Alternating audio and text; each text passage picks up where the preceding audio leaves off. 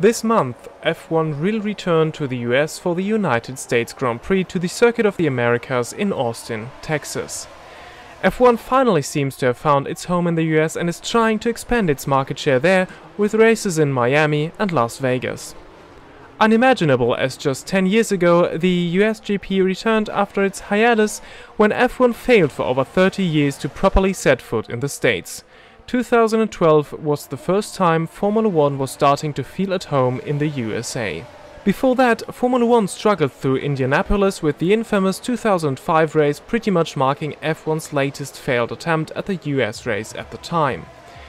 Before, there were other unpopular races at street circuits in Phoenix, Detroit, Dallas, Long Beach and worst of them all, a race at the Caesars Palace parking lot in Las Vegas. The last time F1 felt properly at home was in 1980 when F1 last raced at Watkins Glen in upstate New York. Many younger or newer fans might never have heard of that track, at least in an F1 context. It might be familiar from North American racing series like IndyCar, NASCAR or IMSA, but Watkins Glen still is the race that held the most United States Grand Prix, with Formula 1 coming here 20 times from 1961 to 1980. Just like we did with Argentina a couple of weeks ago, let's ask ourselves the question, could modern F1 race at Watkins Glen again? Well, first I'll leave you with a hot lap of this circuit. Please don't be too harsh with me in the comments, I haven't really raced often at the Glen.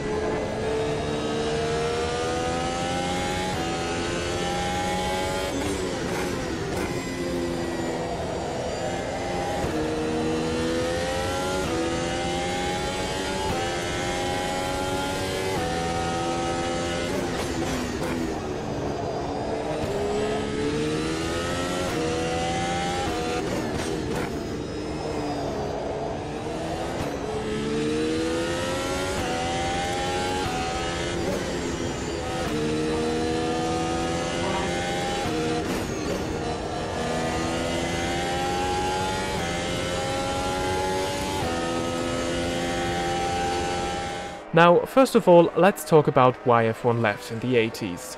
Safety was becoming more and more of an issue in Formula 1 at the time.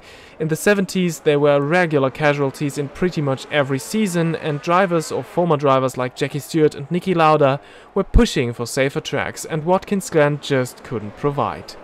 Then the facilities were also quite dated, and to add to that, it is pretty much in the middle of nowhere. Despite that, it attracted big crowds, especially in its first years. Now, of course, things have improved at Watkins Glen since the early 80s, big US racing series still coming here in the 21st century. Namely IMSA, NASCAR and until a couple of years ago IndyCar as well. So it definitely has improved since. But for Formula 1 safety standards, well, it only takes 2 corners to see that the track is not suitable for F1 at its state right now. Imagine Eau Rouge and Raidillon with the walls like in Monaco. That's Watkins Glen's S's. And even at Eau Rouge, barriers had to move back further, plus these are hard shoulders. Then the chicane is way too fast and curbs are way too high, or just remove the chicane and add more runoff to the corner afterwards. And then toe corner needs a lot more runoff as well.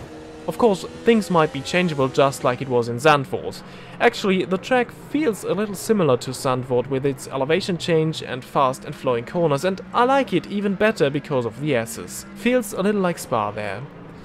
In general, this circuit is absolutely great fun with its fast and flowing corners, but it needs a lot of work to become suitable for Formula 1. Facilities are subpar as well, there isn't even a pit building here. But we'll come to that later.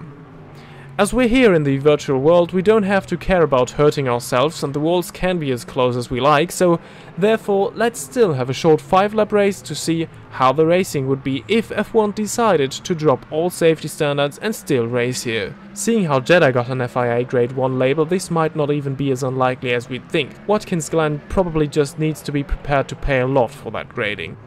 And here we are on the grid in P12 as Mick Schumacher in his Haas, as we go into this short 5-lap race here in Watkins Glen on the layout currently used for most major series driving here. Now the first time through the S's, this is what I've been talking about. Kind of reminds me a little bit of Eau Rouge, just with the walls very close, as we have to defend against an Aston Martin. I believe it is Lance Stroll just behind us. Now for the first time through the chicane, make sure not to touch too much, to take too much curb, because they can really catch you out.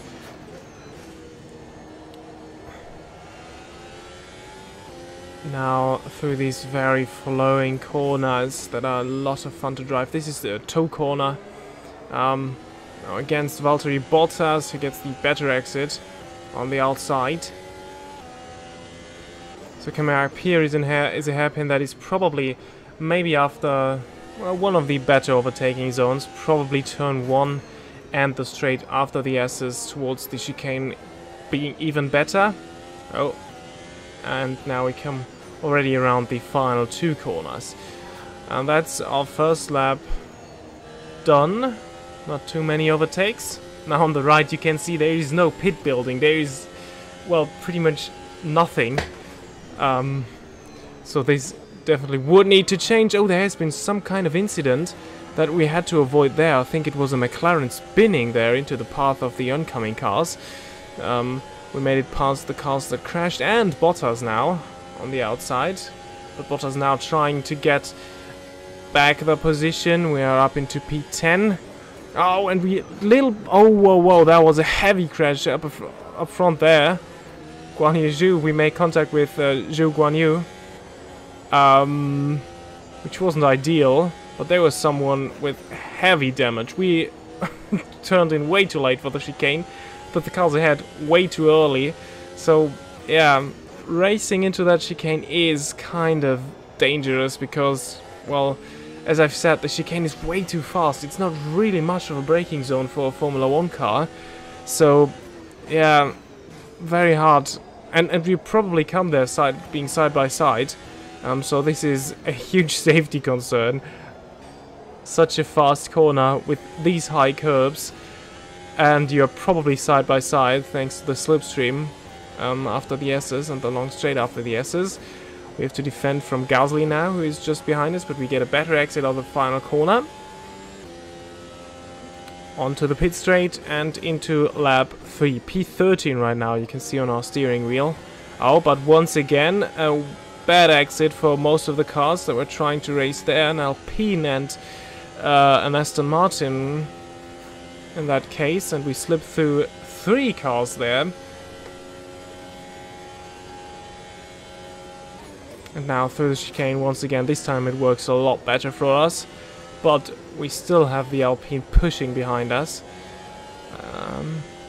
I think it's Ocon, if I saw that correctly. Oh, there's a rear wing on the apex here.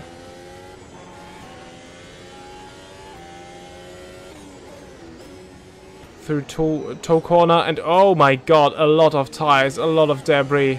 The AI really having loads and loads of crashes. We are already up into P7, so oh, and for a split second we didn't really pay attention and Ocon slipped through, so we lost a spot there. As I was just about to say, toe corner is very crucial. You need to get a good exit for the longer straight into the hairpin that is coming up afterwards, which didn't quite work. Oh, there's Sainz going very slowly. I think he's missing a front wing, so we make up another 2 spots as we enter lap 4, and we are already up to P6. But I think something we can already say is that Racing is kind of working. Would probably even better with DRS. The DRS zone would probably be here towards the chicane. And the start-finish straight, maybe the straight after toe. So there are 3 potential DRS zones.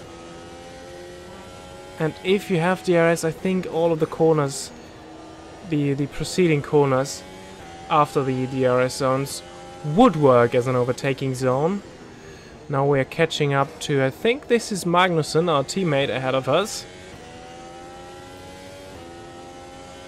P5 already. A lot of cars crashing there. Absolute chaos. This is kind of what I expect with on this track. And Magnussen with a half spin, he catches his car, but that's our chance just ahead of the final lap to move up another spot in the final lap of this race. Through the final corner we get a good run through here. Now with the slipstream and our ERS into overtake mode, into turn 1. Magnussen later on the brakes. Oh, but almost cuts that corner entirely, and now we go side by side through the S's. This is going to be very exciting, but we make it through. Oh, and there's a Red Bull that's missing a rear wing, and we are up into the podium spots. Brilliant result for the Haas team, if that would be a Formula 1 race. A podium and P4 for Magnussen as well. But I think we won't move up another spot. But with the fight with Magnussen, you were able to see that into turn 1 overtaking is very much a possibility, and maybe you can even go side by side through the S's in some instance, and then the long straight afterwards towards that chicane is another great overtaking opportunity, or would be another great overtaking opportunity. Well, maybe not that brilliant, but yeah, still quite good, I think. And now, towards the final 2 corners we come once again. And on towards the start-finish straight. And that has been a 5-lap race. We finished in P3. And what do we conclude after that wild roller coaster ride? The track is brilliant to drive and great fun in an F1 car. Plus, the racing might maybe work with DRS as well. If it works at Budapest and Zandvoort, it might work here too. For Formula 1, it's just not possible to race here in real life in its current state. It would need a lot of work. And then, would that even make sense? We have a perfectly fine US GP in Austin. Why invest a lot of money in a track in the middle of nowhere when you have a popular venue with sellout crowds that works well for racing, probably even better than Watkins Glen with the current cars? I think we all know the answer to this question, so we'll probably never see Formula 1 coming back to the Glen. But luckily, we live at a time where we can just hop into a sim at home and race what we want wherever we want, as long as there's licenses and or mods for what we want to do. I hope you enjoyed this video. Leave a like if you did, subscribe for more videos like this. Also check out my 1997 Formula 1 season I drove in Automobilista 2 if you're interested, and let me know for which tracks you'd like to see a similar video. Until the next time, goodbye.